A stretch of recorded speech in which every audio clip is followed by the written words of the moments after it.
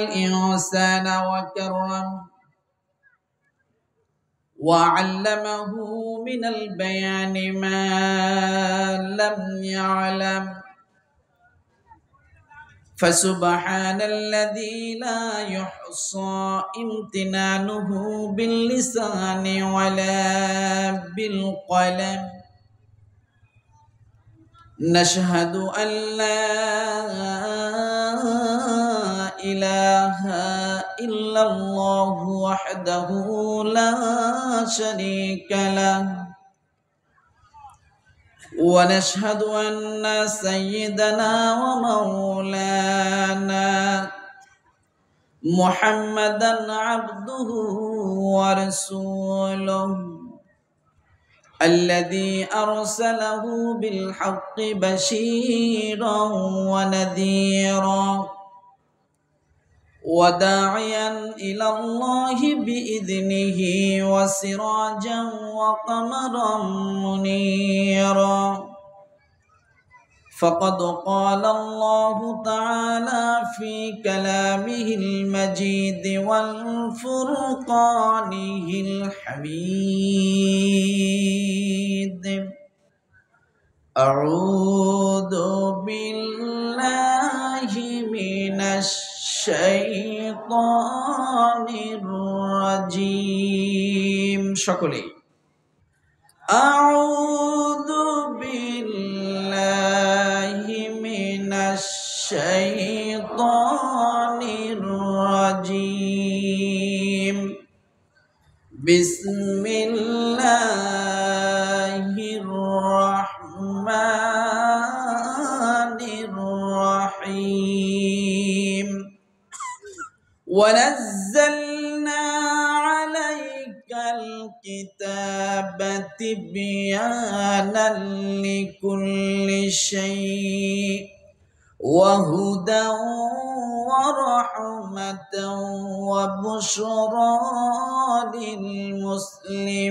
للمسلمين وعن فزلع بن عبيد رضي الله تعالى عنه قال قال رسول الله صلى الله عليه وسلم الله أشد أذنا إلى الرجل الحسن الصوت بالقرآن من صاحب القينة إلى قينته رواه ابن ماجه أو كما قال عليه الصلاة والسلام আদার যখন ডুবেছিল জাতি ছিল না আলোর বাতি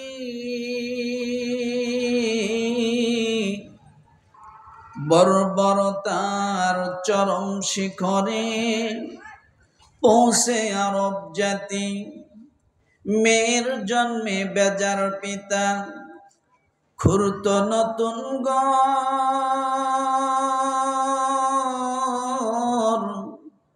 কন্যা সন্তান জন্মিলে মায়ের কাঁপিত সে অন্তর সেই সে কঠিন দুর্যোগ দিনে মোদের আল্লাহর আশীর্বাদ জন্ম নিলেন ধরনীর কোলে রসুল মুহাম্মদ সাল্লাল্লাহু আলাইহি সাল্লাম কালিমা লা ইলাহা ইল্লাল্লাহ জোরে লা ইলাহা ইল্লাল্লাহ লা ইলাহা ইল্লাল্লাহ লা ইলাহা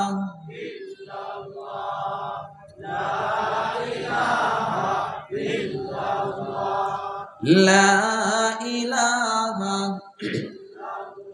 मैं आशिक मौला हूँ मेरा मैं आशिक मौला हूँ मेरा इश्क निराला जुमला जहाँ जिनके तजल्ली से उजाला ला इलाहा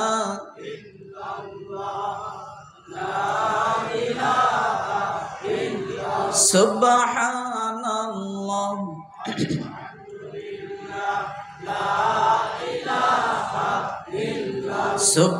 সুবহানাল্লাহ আলহামদুলিল্লাহ লা ইলাহা ইল্লাল্লাহ সুবহানাল্লাহ আলহামদুলিল্লাহ লা ইলাহা ইল্লাল্লাহ সুবহানাল্লাহ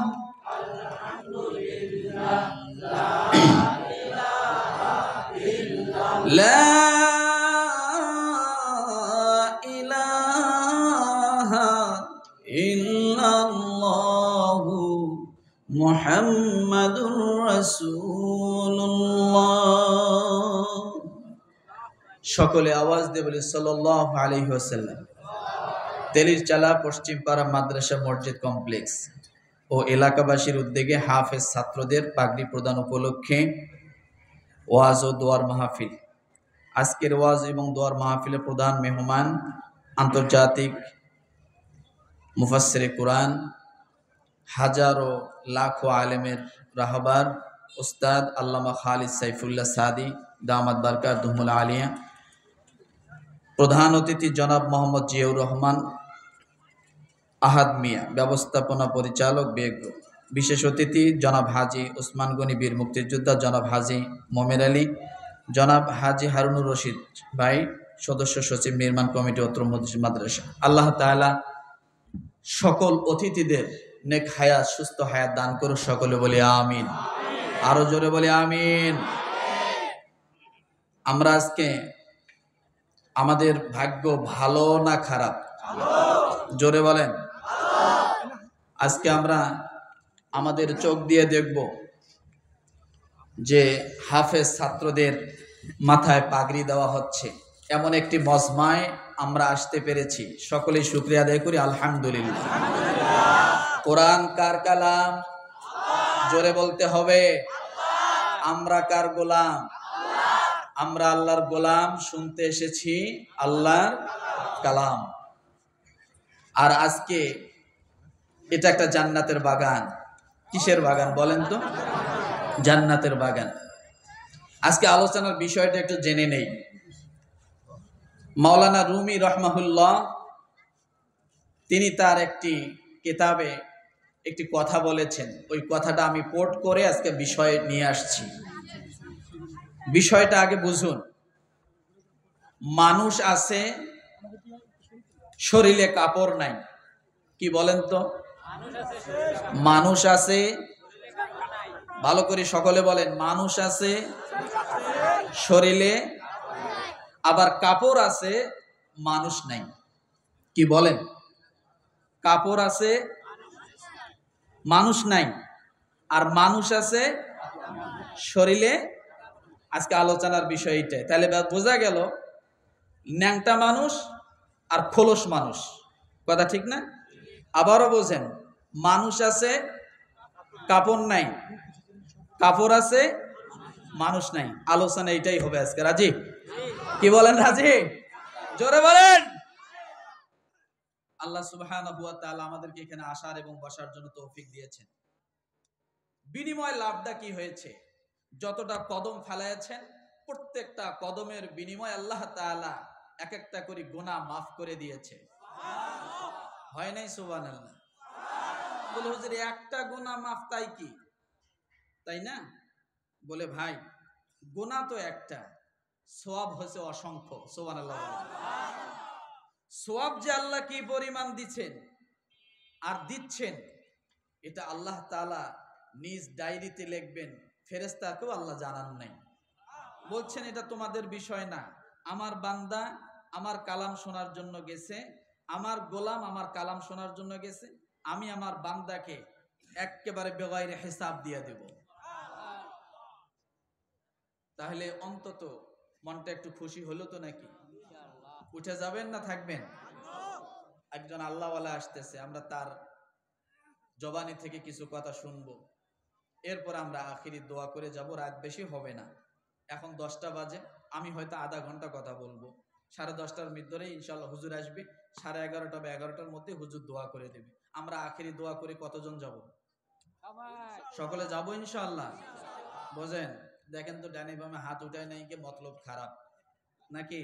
বাজে 10টা, হাত নামান।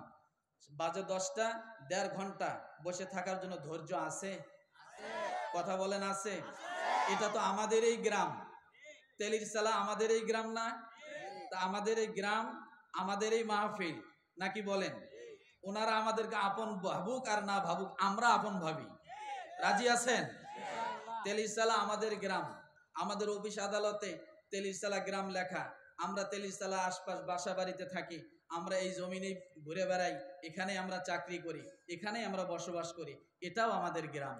কারণ একজন মানুষ যে সমাজে 3 দিন থাকে, ওই সমাজের ওই ব্যক্তি অন্তর্ভুক্ত হয়ে যায়। সুবহানাল্লাহ বলেন। তাইলে যাবেন না থাকবেন? কথা বলেন। আচ্ছা, আমেরিকার আগুন কে কে দেখেছেন? আমেরিকার আগুন জ্বলতেছে যে কে কে দেখছেন? দেখছেন? হাত নামান, হাত উঠাতে লাগবে না। এটা একটা স্যাম্পল। এটা কি? এটা কি? এটা একটা স্যাম্পল। আল্লাহ এই আগুনের গোডাউন রেখেছেন জাহান্নামে। দুনিয়াবাসীকে আল্লাহ দেখায় দিচ্ছেন, দেখো আমেরিকার আগুন এত অত্যাধুনিক শক্তি থাকার পরেও, এত অস্ত্র থাকার পরেও, এত সম্পদ থাকার পরেও, 70,000 ফায়ার সার্ভিস যেখানে কাজ করে, এত কাজ করার পরেও আল্লাহ দেখাচ্ছে যে দুনিয়ার সব ফায়ার সার্ভিস যদি এই মুহূর্তে ওখানে লাগানো হয়, দুনিয়ার কোন ফায়ার সার্ভিস সেখানে কাজ দিবে না। ইশারা কার? ইশারা কার? আল্লাহ যেদিন ধরে সেদিন কাউকে ছেড়ে দেয় না। আল্লাহ কি ছাড় দেয়? ছেড়ে দেয় না। দুনিয়ার মানুষকে দেখাচ্ছে স্যাম্পল, দেখো গোডাউন আমি আল্লাহ জাহান্নামে রেখে দিয়েছি। এখানে তো আগুন নিবানোর ব্যবস্থা আছে, ওখানে আল্লাহ ছাড়া কারো বাপের ক্ষমতা নেই আগুন নিবে। পারবে? কথা বলে। তাহলে আগুনের শক্তি আছে? কিভাবে লাগছে, কেমনে লাগছে, কোনো কুল কিনারা পাচ্ছে না। আল্লাহ এভাবেই দিবে, কিভাবে হবে আপনি কিছুই বুঝবেন না। হাজারো শক্তিধরকে আল্লাহ এভাবেই পল্টি দিয়ে উল্টাই দিছেন। বুদ্ধির বাহিরে, ক্ষমতার বাহিরে, কম্পিউটারের বাহিরে, সবকিছুর বাহিরে, বিজ্ঞান রিসার্চের বাহিরে। এইভাবেই হবে। দুনিয়া এমনি একদিন হঠাৎ ধ্বংস হয়ে যাবে, আপনি টের পাবেন না। শুরু হয়ে যাবে ধ্বংস হওয়ার সমস্ত কার্যক্রম। তাহলে দুনিয়া ধ্বংস হওয়ার আগে, আমাদেরকে এই দুনিয়া থেকে যাওয়ার আগে আমাদের ঈমান আমলকে মজবুত করা দরকার কিনা? কথা বলেন। দরকার।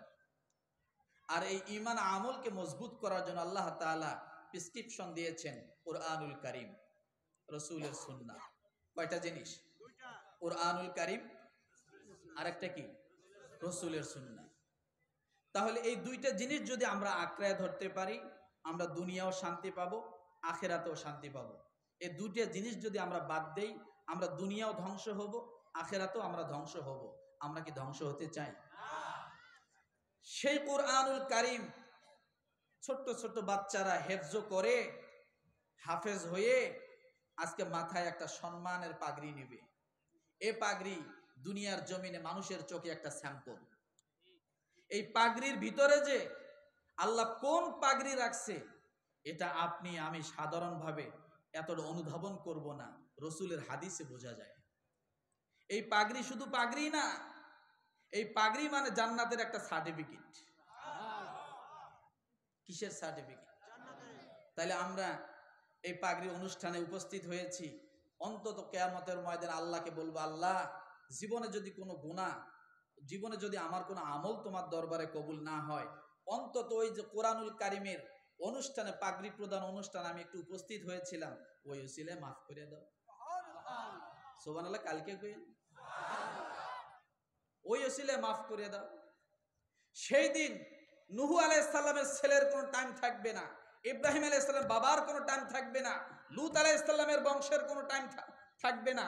সেদিন আপনি আমি সাধারণ নগণ্য মানুষগুলো, ছোট ছোট মানুষগুলো আল্লাহর আদালতে দাঁড়িয়ে একটা কথা বলতে পারবো, আল্লাহ মাহফিলে উপস্থিত হয়েছিলাম, আজকে ওই ওসিলায় মাফ করে দাও।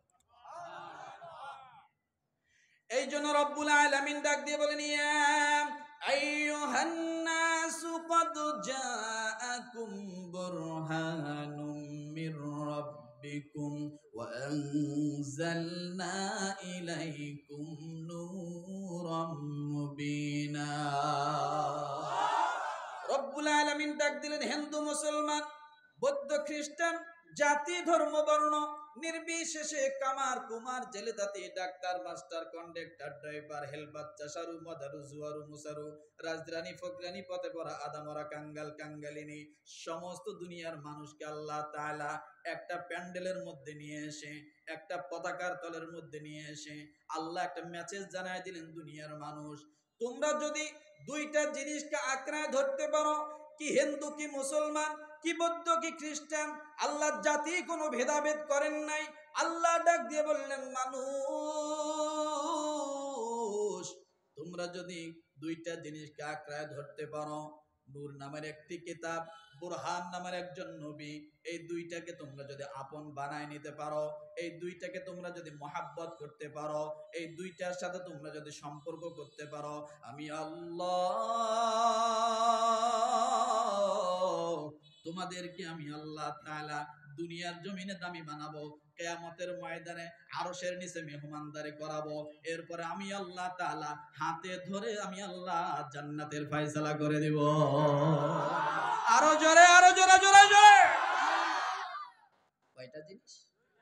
কয়টা জিনিস দুইটা জিনিস বুরহান নামের একজন নবী নূর নামের একটি কিতাব এই দুইটা জিনিসের সাথে যদি আপনার সম্পর্ক থাকে দুনিয়ার কোনো সম্পর্ক আর প্রয়োজন নাই এই দুই সম্পর্ক আপনাকে দুনিয়ায় শান্তি দিবে কবরে শান্তি দিবে কিয়ামতের ময়দানে উঠবেন আল্লাহ দয়া করে বলবে এরা আমার মেহমান আরশের নিচে আল্লাহ ছায়া দিবে এরপরে আল্লাহ নিজ হাতে মেহমানদারি করাবে এরপরে বলবে বান্দা আর এখানে দাঁড়ায় থাকি লাভ নাই আগে তোমাদেরকে জান্নাতে ঢোকাই দেই তারপরে বিচারের ফয়সালা করি আরো আসতে বলে কয়টা দুইটা কিতাব এই দুইটা জিনিস একটি হলো কোরআনুল কারীম আর একটা হলেন নবী এই দুই জিনিসের সঙ্গে যদি সম্পর্ক থাকে কেন এত দামি রব্বুল আলামিন সূরা ওয়াকিয়ায় বলেন ফালা উকসিমু বিমাওয়াকিন নুজুম ওয়া ইন্নাহু লাকাসামুন লাউ তা'লামুনা আযীম ইন্নাহু লাকুরআনুন কারীম আচ্ছা বলেন মসজিদ আমাদের কাছে কি দামি না জোরে বলতে হবে কাবা আমাদের কাছে কি দামি না বাবা আমাদের কাছে কি দামি না মা আমাদের কাছে কি দামি না কোরআনুল কারীম আমাদের কাছে কি দামি না আল্লাহ পাক রব্বুল আলামিন এই কোরআনকে ইজ্জত দিতে যায় কোরআন কত বড় সম্মানিত কিতাব আল্লাহ কোরআন ধরে কোরআনের কসম করেছেন সুবহানাল্লাহ আল্লাহ কোরআনের কসম করেন ফালা উকসিমু বিমাওয়াকিন নুজুম ওয়া ইন্নাহু লাকাসামুন লাউ তা'লামুনা আযীম আল্লাহ ডাক দিয়ে বলেন আমি কোরআনের কসম করে বলছি ইন্নাহু লাকুরআনুন কারীম নিশ্চয় এটা একটা সম্মানিত কিতাব সুবহানাল্লাহ বলে কোরআন কি জোরে বলে কেমন সম্মান কোরআনের আল্লাহর সম্মান যত বড় কোরআনের সম্মান তত বড় সুবহানাল্লাহ বলে আল্লাহর সম্মান যত বড় কোরআনের সম্মান তত বড় যার কারণে কোরআন যত জায়গায় স্পর্শ করবে সেটা যদি একটা মরা গাছ হয় সে গাছের দাম আল্লাহ বাড়ায়া দেয় কোরআন যদি একটা কাপড়ের গিলাপে তৈরি হয়ে কাপড়ের কোরআনের সাথে স্পর্শ হয় আল্লাহ ওই বেদামি কাপড়টাকে আল্লাহ দামি বানায়া দেয় কোরআন যদি কোনো মানুষের সিনার সঙ্গে স্পর্শ হয় আল্লাহ তাআলা ডাক দিয়ে বলে ওই সিনাওয়ালাকে যদি কোনো মানুষ ভালোবাসে আমি আল্লাহর ভালোবাসায় পরিণত হয়ে যাই তার মানে কোরআনকে ভালোবাসা মানে আর কোরআন যারা ধারক কোরআনের ধারক বাহক হাফেজ কোরআন এদেরকে যদি কেউ ভালোবাসে আল্লাহ কি বলেছে? আমি আল্লাহকে ভালোবাসা হয়। তাহলে এই কোরআন যত জায়গায় স্পর্শ করবে, আল্লাহর নবী ডাক দিয়ে বলেন, ইযা মা তাহামিলুল কুরআন, যার ভিতরে কোরআন আছে, আউহুল্লাহু ইলাল্লাহ, একজন কোরআনওয়ালা যদি কবরের মধ্যে যায়, আল্লাহর নবী জনাবে মুহাম্মদ রাসূলুল্লাহ সাল্লাল্লাহু আলাইহি সাল্লাম উহুদের দুইজন সাহাবীকে দাফন করবেন। উহুদের ময়দানে শহীদ হয়েছেন দুইজনকে নবীজি নিজ হাতে দাফন করবেন। আল্লাহ নবী এমন সময় দুইজন লাশ সামনে রাখলেন। রাসূলুল্লাহ সাল্লাল্লাহু আলাইহি সাল্লাম বললেন, জিজ্ঞাসা করলেন সাহাবায়ে কেরামকে, এই দুইজনের মধ্যে কোরআনকে সবচেয়ে বেশি ভালো জানে? সাহাবায়ে কেরাম বললেন, ইয়া রাসূলুল্লাহ, এই সাহাবী কোরআন বেশি ভালো জানে। আল্লাহর নবী বলেন, এই সাহাবীর লাশটাকে আগে দাও। আমি নবীজি নিজ হাতে সাহাবীটাকে কোলে করে নিয়ে কবরে শোয়াই দিই সবার আগে। সাহাবায়ে কেরাম আশ্চর্য হয়ে গেল। কোরআন জানার কারণে আল্লাহর নবী নিজ হাতে ওই সাহাবীর লাশটা সবার আগে দাফন করে, এরপরে পশ্চিম দিকে কিবলা করে দিয়ে সাহাবায়ে কেরামকে শোয়াই দিলেন। সাহাবায়ে কেরাম আশ্চর্য হয়ে গেলেন। আল্লাহর নবী বলেন, কোরআন জাননেওয়ালা যত জায়গায় থাকবে তত জায়গায় তোমরা আগে কোরআনওয়ালাকে সম্মান করো। এটা আমার আল্লাহর অর্ডার। কার অর্ডার? কোরআনওয়ালাকে ভালোবাসা দেয় কে? জোরে বলেন। ওয়ানাজ্জালনা আলাইকাল কিতাবা তিবয়ানাল লিকুল্লি শাই। এটা কেমন কোরআন, এটা কেমন কালাম! ইল্লাল্লাহ একটা বই লিখেছেন, একের ভিতরে 5, একের ভিতরে 10, একের ভিতরে সব, এরকম বই কিছু আছে না বাচ্চাদের? রব্বুল আলামিন বলেন, এটা সাধারণ দুনিয়ার জাগতিক শিক্ষার জন্য একের ভিতরে সব নয়, এটা দুনিয়া থেকে নিয়ে আখিরাত পর্যন্ত, জান্নাত পর্যন্ত একজন মানুষের যাওয়ার জন্য, চলার জন্য যা দরকার আমি আল্লাহ সব কিছুর ভিতরে দিয়েছি। ওয়ানাজ্জালনা আলাইকাল কিতাবা তিবয়ানাল লিকুল্লি শাই ওয়া হুদাও ওয়া রাহমাতাও ওয়া বুশরা লিল মুসলিমিন। এটা শুধু জীবন বিধান না, ওয়া হুদাও, এটা হেদায়েতের বাণী। কিসের বাণী বলেন তো? এটা কিসের বাণী? হেদায়েত শব্দের অর্থ কি? এক কথায় জান্নাতের সার্টিফিকেট। যে ব্যক্তি হেদায়েত পেল, সে কি পেল? সে জান্নাত যাওয়ার উপযোগী হয়ে গেল। কথা ঠিক না? এরপরে এটাকে বলা হয়েছে রহমত। এরপরে বলা হয়েছে মুসলমানদের জন্য এটা একটা সুসংবাদ। কথা ঠিক না? ও মুসলমান, এটা কেমন রহমত! দুইজন হাফেজ আর একজন হাফেজা। একজন হাফেজ সাহেব আল্লাহর 30 পারা কালাম বক্ষের মধ্যে ধারণ করেছে। আলিফ লাম মিম থেকে নিয়ে শুরু করে মিনাল জিন্নাতি ওয়ান নাস পর্যন্ত হাফেজ সাহেব পুরা কোরআনুল কারীমের হাফেজ হয়েছে। আজকে নজর দিয়া হাফেজ সাহেবদের দিকে একটু তাকায়া দেখবেন, মোহাব্বতের নজরে যতক্ষণ তাকায় থাকবেন আল্লাহর কসম ততক্ষণ সওয়াব হইতেই থাকবে। দেখবেন না? বাচ্চাদেরকে মোহাব্বতের নজরে একটু তাকাবেন, বাচ্চাদের মাথায় কেমনে পাগড়ি দেয়, এটাই স্মৃতি হয়ে থাকবে, এটাই গুনাহ মাফের একটা কারণ হয়ে থাকবে। ও মুসলমান, এই কোরআন কেমন করে রহমত এবার শোনেন। একজন হাফেজ সাহেব হাফেজ হওয়ার পরে প্রাপ্ত বয়স্ক যখন হয়েছে, হাফেজ সাহেবকে এবার আল্লাহর বান্দার বাবা তাকে বিবাহ দিবে। গ্রামের চতুর্দিকে মানুষজন লাগায় দিল, হাফেজ সাহেবের বিবাহ দিব। হাফেজ সাহেবকে বিবাহ দেওয়ার জন্য প্রস্তুত নিয়ে নিল। বিভিন্ন মেয়ে দেখতেছে, এক এক জায়গায় এক এক ভাবে দেখার জন্য তারা প্রস্তুত হয়ে আছে। ছেলে যখন হাফেজ সাহেব মেয়ে দেখার জন্য প্রস্তুত, এক এক করে মেয়ে দেখা হচ্ছে। একজন মেয়েকে দেখে পছন্দ হয়েছে, বিবাহের জন্য দিন তারিখ সব ঠিক করা হলো। মেয়েটাও খুশি হয়ে গেল যে আমি একজন হাফেজ স্বামী পাবো। কিয়ামতের ময়দানে হাফেজ সাহেব যখন জান্নাতে ওঠার জন্য একটা করে আয়াত পড়বে, ওই দিন আমি যেন হাফেজের স্ত্রী হয়ে তার জামা ধরে ওই জন্য আমি তার সঙ্গে উঠতে পারি। বলেন সুবহানাল্লাহ। আর আজকের সমাজে তো হুজুর দেখলে মনে করে হুজুররা খাওয়াবে কি, কথা ঠিক কিনা? হুজুররা না খেয়ে আছে, কথা বলে না খেয়ে আছে। আল্লাহ যখন দুনিয়াতে পাঠাইছে রিজিক কে দিবে? অন্তত গলায় পাড়া দিয়ে আল্লাহ হাফেজ সাহেবকে দুনিয়া থেকে খতম করবে না।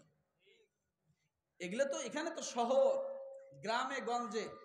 পরশুদিন এক জায়গায় গিয়েছিলাম একটা প্রোগ্রামে, জিজ্ঞাসা করলাম ইমাম সাহেবের বেতন করো, সারা বছর মিলিয়ে 14 মণ ধান।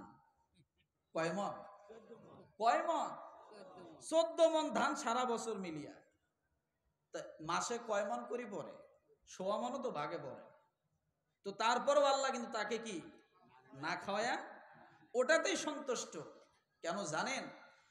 কারণ ওই 14 মণ ধানটা মাকসাদ না, ওই 14 মণ ধানে আরো আল্লাহ তাআলা এত পরিমাণ বরকত দেয়, 44 মণ ধানের কাম হয়ে যায়। না হলে তো চলতে পারতো না, কথা ঠিক না? ও মুসলমান, হাফেজ সাহেবের বিবাহ ঠিক হয়ে গেল, দিন তারিখ ঠিক হয়ে গেল, তারা সমস্ত বিবাহের আয়োজন কমপ্লিট করতেছে। হঠাৎ করে হাফেজ সাহেব একটা রোড অ্যাক্সিডেন্ট হওয়ার কারণে, চোখে আঘাত প্রাপ্ত হওয়ার কারণে চোখ দুটো অন্ধ হয়ে যায়। কি হয়ে যায়? চোখ দুটো অন্ধ হয়ে যায়। এবার হাফেজ সাহেব নিজের দিক থেকে বিবাহ প্রত্যাখ্যান করলো, কারণ ওই মেয়ে আমাকে তো অন্ধ, আমি অন্ধ হয়েছে, আমাকে নাও নিতে পারে, কথা ঠিক কিনা? হাফেজ সাহেবের মনটা ছোট হয়ে গেল। ওয়া হুদাম ওয়া রাহমা, কোরআন কেমন রহমত! আপনি পাক্কা নিয়ত করেন এখানে বসে, আল্লাহর কাছে এক্ষুনি নিয়ত করে মেসেজ পাঠায় দেন, রব্বুল আলামিন কোরআন যদি সত্যি রহমত হয়, আজকে কোরআনের মাহফিলে আসছে, আমার আপনার যতগুলো সমস্যা আছে সব আল্লাহর কাছে তুলে ধরেন। মনে মনে মেসেজ পাঠায় দেন, আল্লাহ তোমার কোরআন শোনার জন্য আসছি, আমার সমস্যাগুলো আপনি সমাধান করে দেন। হাফেজ সাহেব নিরাশ হয়ে গেছে, কারণ আমার চোখ দুইটা অন্ধ, আমি কিছুই দেখি না। বিবাহ প্রত্যাখ্যান করে দিল। এবার মেয়ের দিক থেকে তারাও চিন্তা করলো, অন্ধ ছেলের কাছে আমরা বিবাহ দিব না, আমার এত ভালো মেয়ে। কিন্তু মেয়েটা যখন জানতে পারলো ছেলেটা অ্যাক্সিডেন্ট হওয়ার কারণে চোখ অন্ধ হয়ে যাওয়ার কারণে মেয়েটার বিবাহ ভেঙে যাচ্ছে, মেয়েটার কানে যখন আসলো বিবাহ ভেঙে যাচ্ছে, এমন সময় মেয়েটা তার দাদির কাছে যে কান্না করে দিয়ে ডাক দিয়ে বলে, দাদি ছেলেটার সঙ্গে হাফেজ সাহেবের সঙ্গে যখন আমার বিবাহ ঠিক হয়, ও দাদি তোমরা বলো তখন হাফেজের চোখ দুইটা ভালো ছিল কিনা? দাদি বলে হ্যাঁ ভালো ছিল।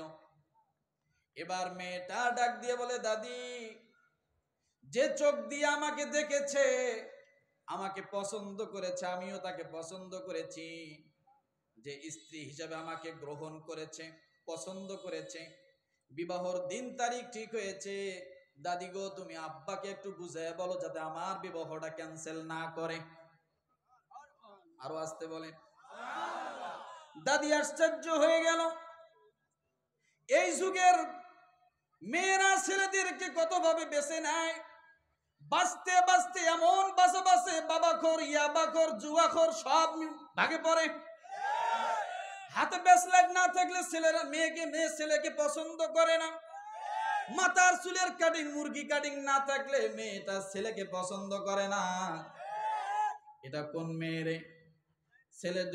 ছেলের চোখ অন্ধ হয়েছে, এরপরও দাদির কাছে কান্না করে বলতেছে, দাদি গো, যে দুইটা চোখ দিয়ে আমাকে দেখেছে, আমি অন্য ছেলের সামনে আর আমি যাব না, আমি আর অন্য ছেলের কাছে যাব না। কিন্তু দাদি তার ছেলের কাছে বলবে সাহস পাচ্ছে না। তারপরও রাতের বেলা যখন খাইতে বসছে, ডাক দিয়ে বলতেছে, বাবা আমি একটা কথা বলি তোমার মা হয়ে।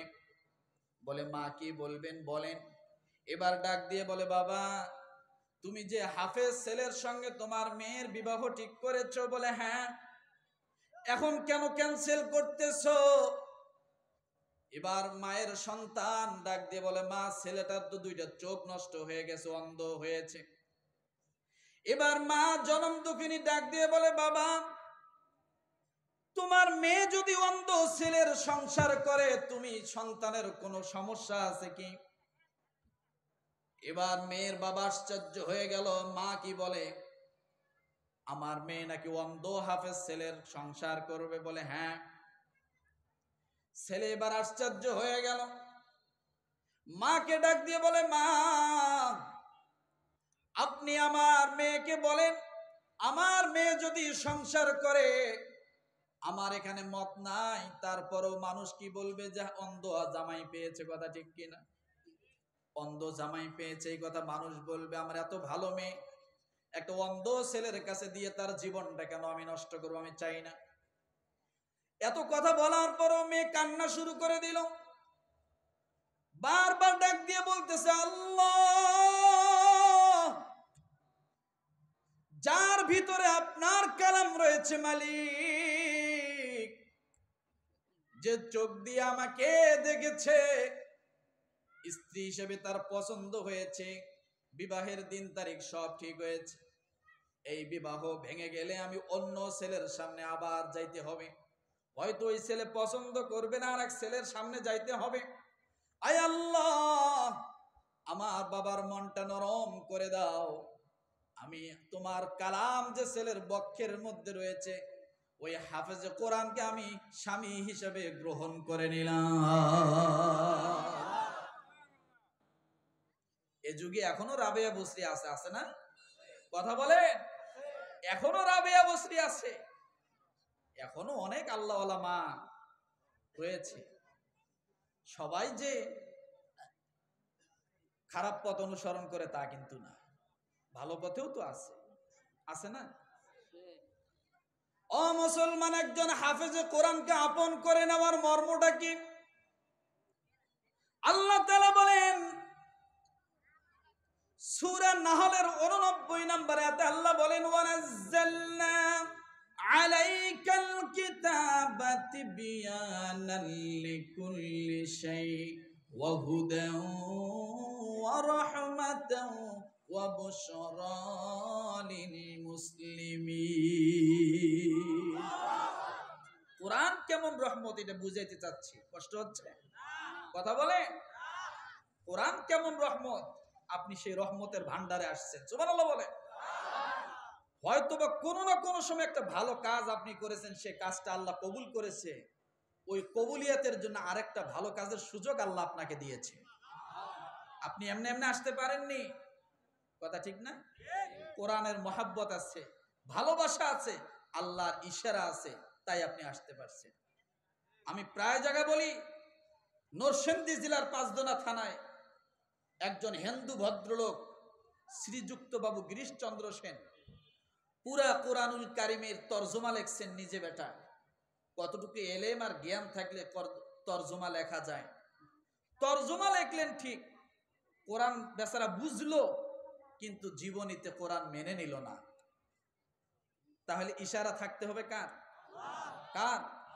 ওয়ালাউ শাআ রাব্বুকা লাআমানা মান ফিল আরদি কুল্লুহুম জামিআ।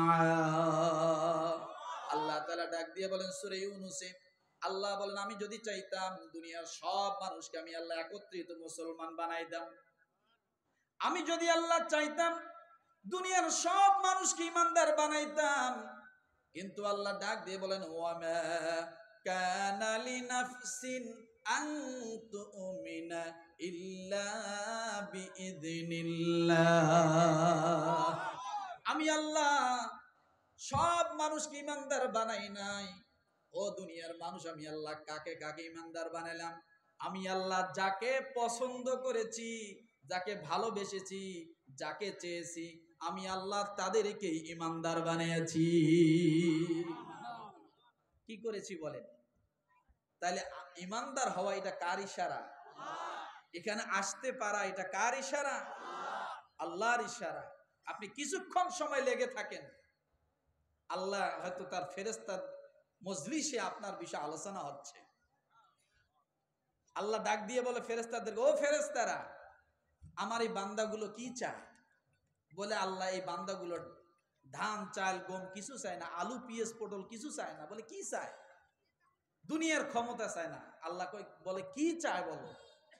ফেরেশতারা ডাক দিয়ে বলে, আল্লাহ এই মানুষগুলো আপনার কাছে মাফ চায়। আল্লাহ ডাক দিয়ে বলে, এরা কি আমাকে দেখেছে? বলে না আল্লাহ, এরা আমাকে দেখে নাই, আপনাকে দেখে নাই। বলে যদি দেখতো তাহলে দিনটা 24 ঘন্টা আপনার কাছে ক্ষমায় নিয়োজিত থাকতো, ক্ষমা পাওয়ার জন্য নিয়োজিত থাকতো। আল্লাহ বলে এরা কি জান্নাত দেখেছে? বলে না দেখে নাই। যদি দেখতো তাহলে আরো কি পরিমাণ অগ্রসর হতো। আল্লাহ ডাক দিয়ে ফেরেশতাদেরকে বলে, ও ফেরেশতারা, আমার যে বান্দাগুলো আমাকে কোনোদিন দেখলো না, জান্নাত কোনোদিন দেখলো না, না দেখে তারা এইভাবে কোরআনের আমার কালাম শোনার জন্য আসছে, তোমরা সাক্ষী থাকো, আমার বান্দাদেরকে আমি এক্ষণে মাফ করে দিলাম, জীবনের সব গুনাহ মাফ করে দিলাম।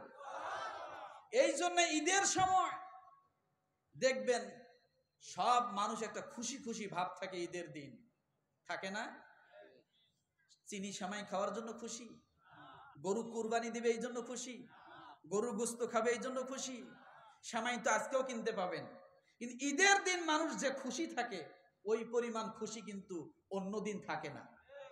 একটা জামা কিনতে পারে নাই, তারপরও জামাটা কোনো রকম ধুইয়া ইস্তারি করে ওইটাই নতুন মনে করে গায়ে দিয়া ঈদের জামাতে আল্লাহর বান্দা মন খুশি নিয়ে চলছে। চলছে কি চলছে না? এই খুশি কি চিনি সেমাই খাওয়ার, গরুর গোস্ত খাওয়ার? বলে না। কেন খুশি? আল্লাহ রাসূল সাল্লাল্লাহু আলাইহি ওয়াসাল্লাম বলে এই জন্য খুশি, তারা যখন ঈদের জামাতে অংশগ্রহণের জন্য বাড়ি থেকে বাইর হয়, আল্লাহ তাআলা সঙ্গে সঙ্গে জীবনের সব গুনাহ মাফ করে বেগুনাহ মাসুম বানায় দেয়। আর মানুষের শরীরে অন্তরে যখন গুনাহ থাকে না, মানুষটি এমনিই সবসময় প্রফুল্ল থাকে। কি থাকে বলেন? খুশি থাকে, আনন্দ থাকে। তাহলে আমরা এখানে যারা আসছি খুশি না বেজা? খুশি না বেজা? হতে পারে জীবনের সব গুনাহ মাফ। কেমন গুনাহ মাফ বলবো? আমি প্রায় সময় বলি স্মরণ করে দেওয়ার জন্য।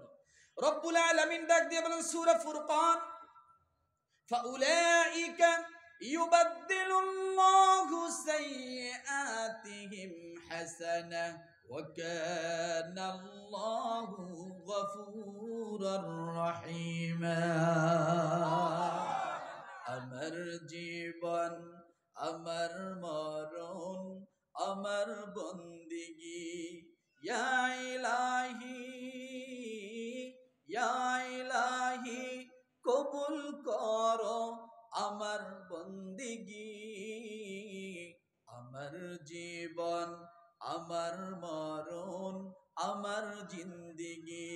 কুল ইন্না সালাতি ওয়া নুসুকি ওয়া মাহইয়ায়া ওয়া মামাতি লিল্লাহি রাব্বিল আলামিন।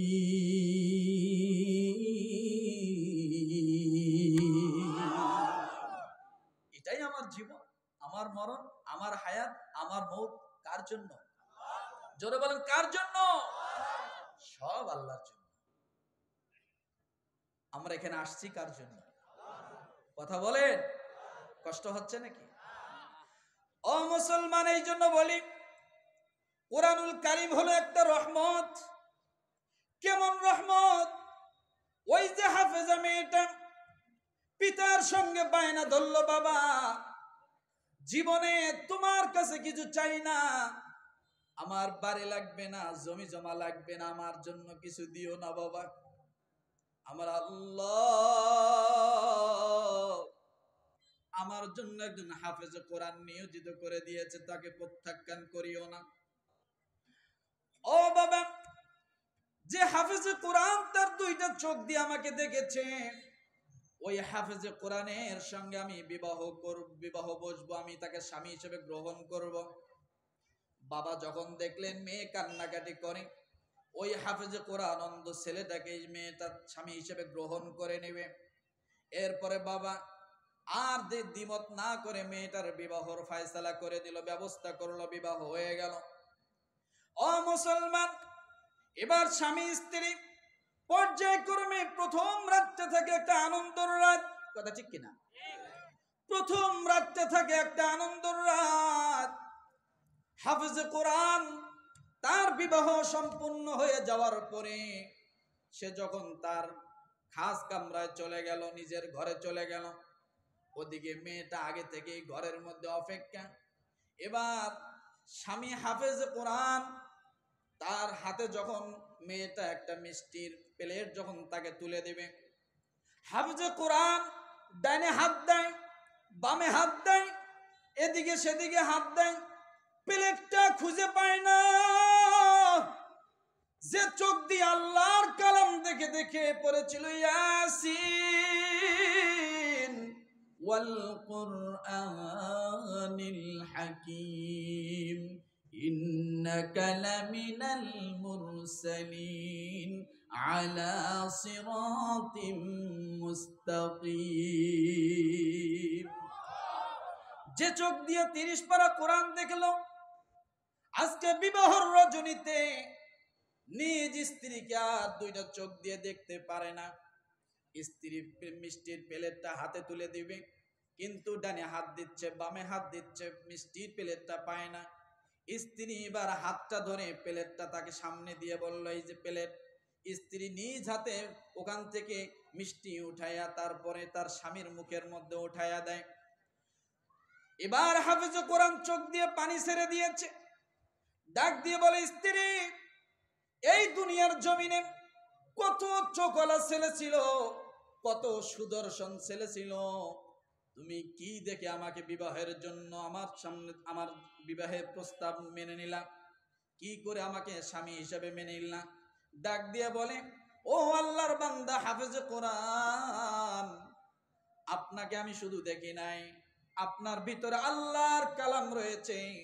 ওই কালামের মোহাব্বতে, ওই কালামের ভালোবাসায় আমি আল্লাহর বান্দে আপনাকে স্বামী হিসেবে গ্রহণ করে নিয়েছি।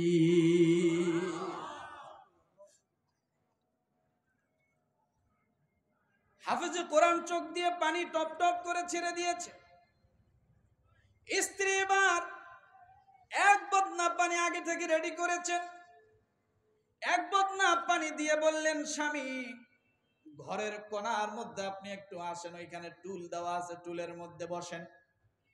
টুলের মধ্যে যখন স্বামীকে বসানো হলো, স্ত্রী এবার নিজ হাতে বদনা থেকে পানি ঢেলে ঢেলে দিয়া স্বামীকে সুন্দর করে উজু একখান সুন্দর করে বানায় দিল। ও মুসলমান, উজু কত বড় বরকত, উজু কত বড় রহমত। আল্লাহর নবীর জামানায় 2-3 সাহাবী অনেক দূর দূরান্ত থেকে রসুলের বয়ান শোনার জন্য মসজিদে চলে আসছে। উজুর একটু ফজিলতটা বলে যাই, মুসলমান জীবনে কান চিমটি দিয়ে মনে করে রাখেন, জীবনে উজু ছাড়া থাকবেন না, উজু অবস্থায় সব সময় থাকবেন। 3 সাহাবী বাড়ি থেকে অনেক দূর থেকে মসজিদে নববীর মধ্যে চলে আসছেন। আল্লাহর নবীর পিছনে এশার নামাজ শেষ করেছেন, বয়ান তালিম শুনেছেন। তালিম শোনার পরে যার যার মতো রাসূলুল্লাহ সাল্লাল্লাহু আলাইহি ওয়াসাল্লাম সাহাবায়ে কেরামকে ডাক দিয়ে বললেন, তোমরা যার যার মতো বাড়িতে চলে যাও। সব সাহাবায়ে কেরাম যখন বাড়িতে চলে গেল, আল্লাহর নবী দেখেন 3 সাহাবী মসজিদের কোণার মধ্যে বসে আছে, বাড়িতে যায় না। নবীজি ডাক দিয়ে বললেন, ও আমার সাহাবীরা, তোমরা মসজিদের ভিতরে কেন বসে আছো? ডাক দিয়ে বলে, ইয়া রাসূলুল্লাহ, আমাদের বাড়ি অনেক দূর, পাহাড়ের আঁকা বাঁকা পথ দিয়ে আমাদেরকে যেতে হয় নবীজি, আমরা বড্ড গরিব মানুষ, আমাদের হাতে লাইট বলতে কিছু নাই, আলো দেওয়ার মতো কিছু নাই। ইয়া রাসূলুল্লাহ, এই অন্ধকারে আমরা যাইতে পারবো না, দয়া করে আপনি আমাদেরকে যদি একটা লাইটের ব্যবস্থা করে দেন। ইয়া রাসূলুল্লাহ, আপনি একটা লাইটের ব্যবস্থা করে দেন। তাহলে আমরা তিনজন সাহাবী পা পা করে আমরা এই পাহাড়ের কিনার দিয়ে চলে যেতে পারবো। এই কথা যখন তিনজন সাহাবী আল্লাহর নবীকে ডাক দিয়ে বললেন, সঙ্গে সঙ্গে রাসূলুল্লাহ সাল্লাল্লাহু আলাইহি ওয়াসাল্লাম চোখ দিয়ে পানি টপ টপ করে ছেড়ে দিল। ডাক দিয়ে বলো, আমার সাহাবীরা রে, আমার ঘরে আজকে 15 দিন চুলায় আগুন জ্বলে না, তোমরা আমার কাছে একটা জিনিস চায় বসলা, আলোর ব্যবস্থা করতে বললাম। বলো, আমার কাছে টাকা নাই পয়সা নেই, তোমাদেরকে কেমন করে একটা লাইটের ব্যবস্থা করে দিব। ও সাহাবীরা, তোমরা শুনে রাখো, আল্লাহ তাআলা ডাক দিয়ে বলেছেন, ইন্নামা ওয়ালিয়ুকুমুল্লাহু ওয়া রাসূলুহু ওয়াল্লাযীনা আমানুল্লাযীনা ইউকিমুনাস সালাতা ওয়া ইউতুনাজ যাকাতা ওয়া হুম রাকিউন। ও সাহাবীরা শোনো, কেউ যদি নামাজ পড়ে আল্লাহর বন্ধু হয়ে যায়, কেউ যদি নামাজ পড়ে রাসূলের বন্ধু হয়ে যায়, কেউ যদি নামাজ পড়ে দুনিয়ার সব মানুষের বন্ধু, সমস্ত মুমিনদের বন্ধু হয়ে যায়, ইয়া রাসূলুল্লাহ, আপনি আল্লাহর অবশ্যই বন্ধু, আপনি একটা আমাদের জন্য আলোর ব্যবস্থা করে দেন। আল্লাহর নবী চোখ দিয়ে পানি টপ টপ করে ছেড়ে দিল। রাসূলুল্লাহ সাল্লাল্লাহু আলাইহি ওয়াসাল্লাম মাথা নিচু করে বসে আছেন। হঠাৎ করে আল্লাহর নবী মাথাটা উঁচু করলেন, এরপরে ডাক দিয়ে বলো, তিনজন সাহাবী শোনো, ওই যে মসজিদের পূর্ব সাইডে উজুখানা আছে, তোমরা ওই জায়গায় উজুর পানি দিয়ে একটু সুন্দর করে উজু করো। কি করো? কথা বলেন, আরো জোরে বলেন। সাহাবায়ে কেরাম আশ্চর্য হয়ে গেল, নবীজি চাইলাম আলো, আপনি করতে বলতেছেন উজু, কারণটা কি কিছুই বুঝি না। আল্লাহর নবী ডাক দিয়ে বলেন, তোমরা উজু শুরু করে দাও, উজু তোমরা করবা। আর আল্লাহর নবী হুজরায় চলে গেলেন। ও মুসলমান, তিনজন সাহাবী যখন উজু শেষ করে দিলেন, এরপর যখন উজু করা শেষ হয়ে গেল, সঙ্গে সঙ্গে উজু শেষ হয়ে যাওয়ার পরে দেখে যে মুখগুলা, যে মুখমণ্ডল ধৌত করেছে, ওই মুখের থেকে সামনের দিকে আলো চলে আসছে। হাতের কোনই সহ যখন ধৌত করেছে, কোনই সহ আলো বাইর হওয়া শুরু হয়ে গেছে। আল্লাহর নবী পরের দিন ফজরের সময় ডাক দিয়ে বলে, সাহাবী কই তোমরা তিনজন সাহাবী, বলো তোমরা কোথায় ছিলে রাতের মধ্যে? ডাক দিয়ে বলতেছি, ইয়া রাসূলুল্লাহ, আমরা তিনজনে বাড়িতে যায় ঘুমায়াছিলাম। নবীজি বললেন, কেমন করে গেলা? ইয়া রাসূলুল্লাহ, আপনি যখন আমাদেরকে উজু করতে বললেন, আমাদের উজু যখন করা শেষ হয়ে গেল, সঙ্গে সঙ্গে দেখি উজুর সমস্ত অঙ্গ প্রত্যঙ্গ দিয়ে লাইটের মতো আলো প্রচার হয়ে গেল। রাসূলের হাদিস আছে, উজুর অঙ্গগুলো নূর হয়ে থাকবে কিয়ামতের ময়দানে। দুনিয়াতে আল্লাহ তার একটা ঝলক দেখায় দিছে। তাহলে যে কোনো সময়, যে কোনো মুসিবতে পড়েন, বিপদে পড়েন, সব সময় উজুর হালতে থাকবেন। উজুর দ্বারা সব আপদ বিপদ মুসিবত গুলো আল্লাহ সহজ করে দিবে। পারবেন না? পারবেন না? ও মুসলমান, অনেক রাত হয়ে গেছে, শেষ করে দেব। হ্যাঁ, 10:30 পার হয়ে গেছে। ও মুসলমান, কোরআন কেমন করে রহমত! ওই যে আল্লাহর বান্দি হাফিজ কোরআনের স্ত্রী, স্বামীকে সুন্দর করে যখন উজু করায় দিলেন, উজু করায় দেওয়ার পরে স্বামীকে নিয়ে দুইটা জায়নামাজ বিছায়া দিছেন। দুইটা জায়নামাজ বিছায়া দিয়া একটা জায়নামাজের উপরে একটা কোরআনুল কারীম আর রেহেল দিয়ে দিয়েছে। আর আরেকটা জায়নামাজের মধ্যে মেয়েটা নিজেই 2 রাকাত নামাজের জন্য দাঁড়িয়ে গেছে, সিজদায় পড়ে গেছে। আল্লাহকে ডাক দিয়ে বলে, আল্লাহ,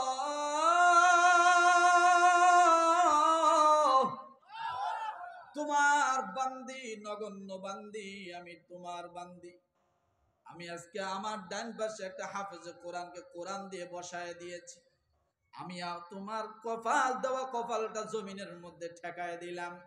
আল্লাহ নিজে যেহেতু বলেছেন, আম্মাই ইউজিবুল মুদতাররা ইযা দাআহু ওয়া ইয়াকশিফুস সুআ ওয়া ইয়াজআলুকুম খুলাফাআল আরদ ইলাহুম মাআল্লাহ।